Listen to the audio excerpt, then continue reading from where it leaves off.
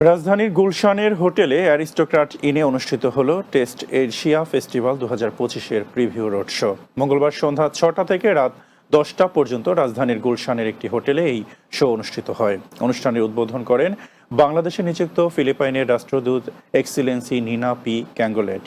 এ সময় উপস্থিত ছিলেন পরিবেশ, বন ও জলবায়ু পরিবর্তন বিষয়ক উপদেষ্টা সৈয়দা রিজওয়ানা হাসান, সাংবাদিক ও গায়িকা শামীমা রামুন্নি এবং রেলওয়ে পুলিশের অতিরিক্ত মহাপরিদর্শক সর্দার তমিজুদ্দিন আহমেদ সহ কূটনৈতিক প্রতিনিধি, কর্পোরেট নেতৃবৃন্দ ও গণমাধ্যমের সদস্যরা। উদ্বোধনের পরপরই বিশ্বখ্যাত শেফ টমি মিয়া এমবিই অতিথিদের জন্য নিজ হাতে তৈরি খাবার পরিবেশন করেন।